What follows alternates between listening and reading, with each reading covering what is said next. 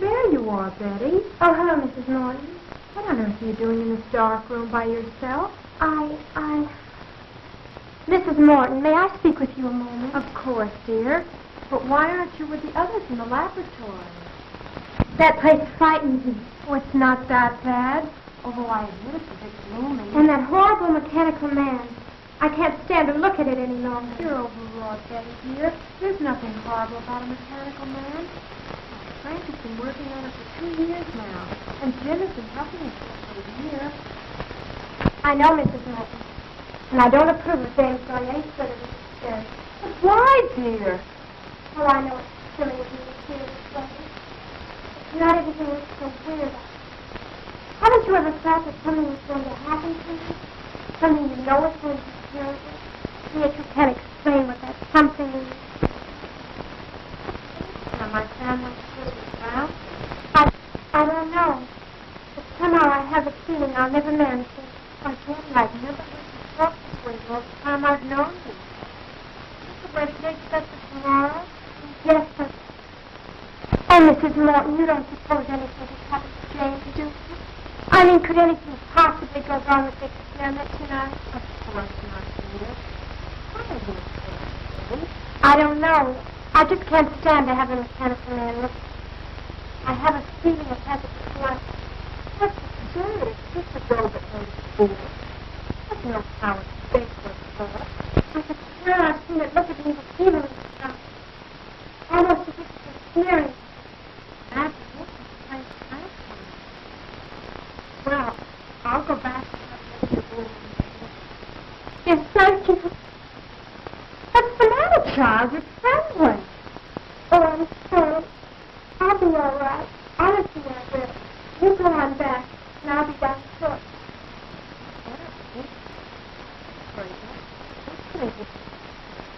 I'm sorry, Mrs. West. I'll be my brother. You go on. That's it. Lie down. Oh, Jim, what am I going to do? What am I...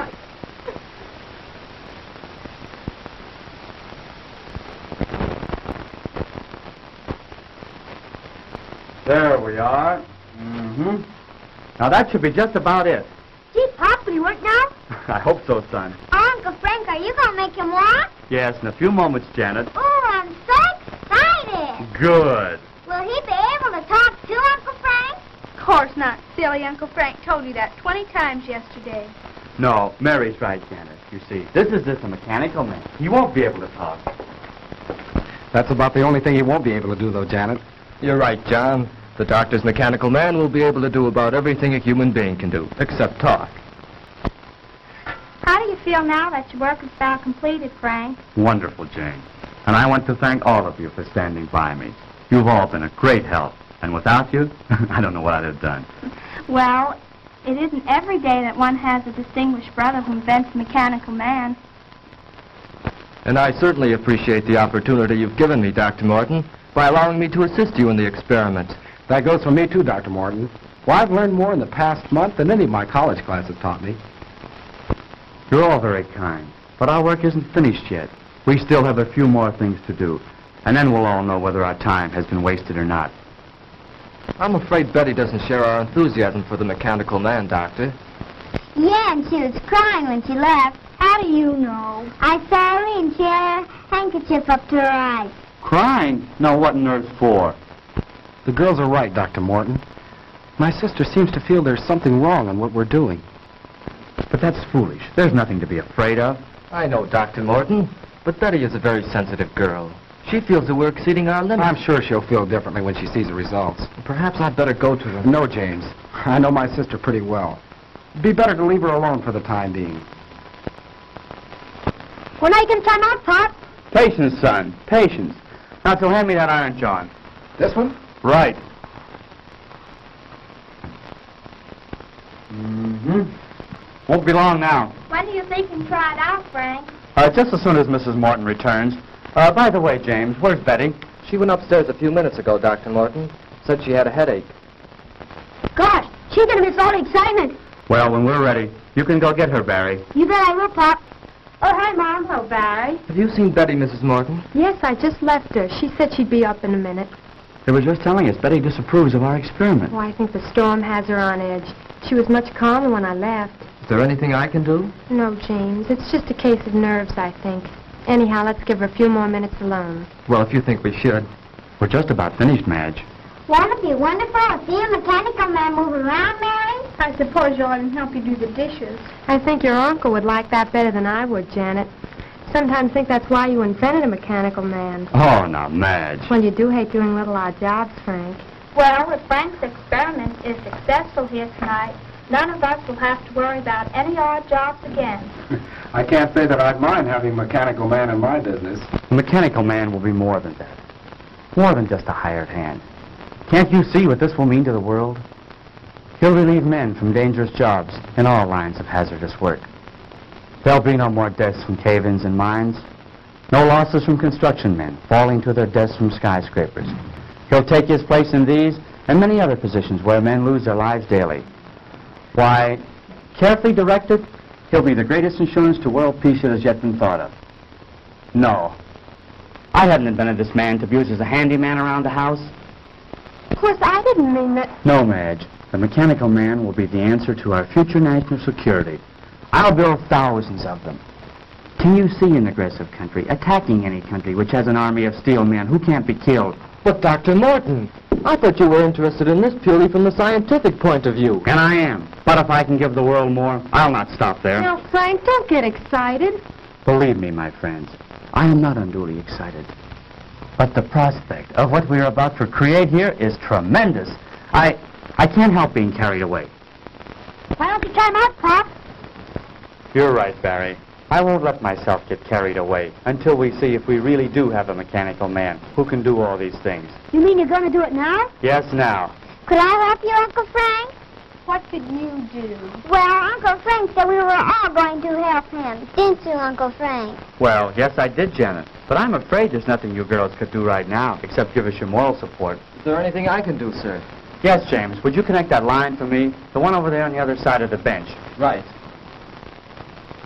And, John, if you hold this left arm in place, we'll make that final adjustment we were about to make before Mrs. Morton come in. Higher.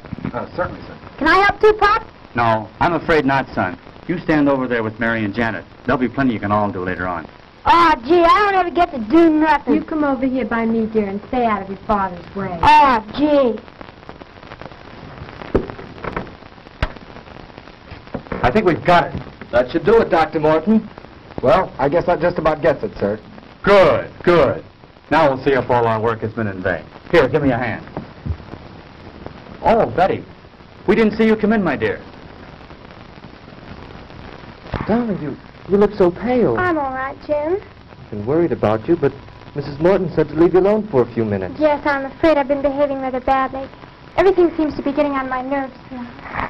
Well, everything will be all right now, Betty. I'm glad you're here. We're just about to prove our experiment. Dad can make them walk, Betty. That's fine, Barry. I'll be with you in a moment, dear. Please go on. Don't let me interrupt your work. Come over here by me, dear. All right.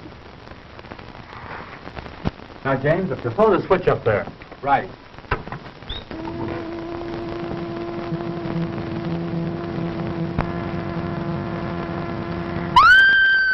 Quick, James, the switch.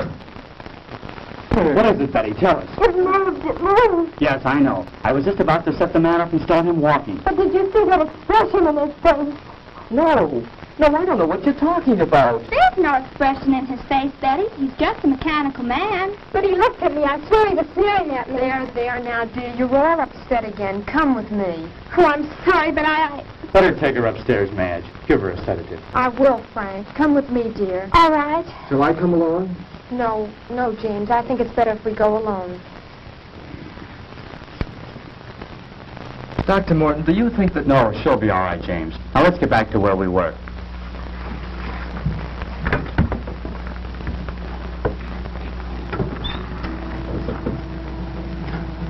Hey, Pop, he moved. I believe it's working, Dr. Morton. Oh, Frank, he does move. He does. Mary, let go of my arm. You're pinching me. Isn't it wonderful? He moved. He really moved. Now we'll see how he reacts to my directions. Oh, Frank, he almost seems human. Yes, this exceeds my wildest hopes. He's strong, too. Just feel the resistance in his arm. I can see what Betty meant now. I could swear I saw him sneer just then.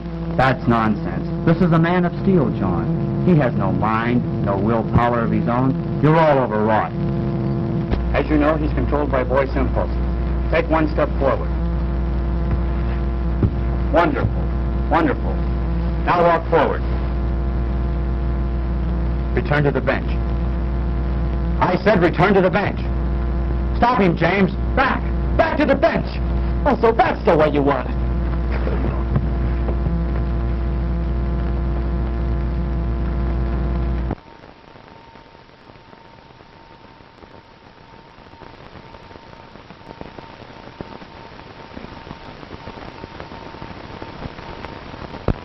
How is he? Just seems to have had the wind knocked out of him. What was that? It sounded like Betty. You take care of James. I'll go see.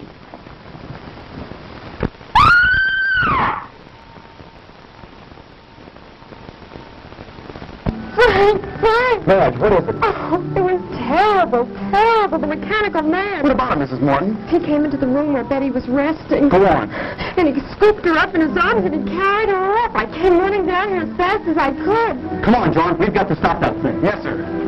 Oh, what have we done?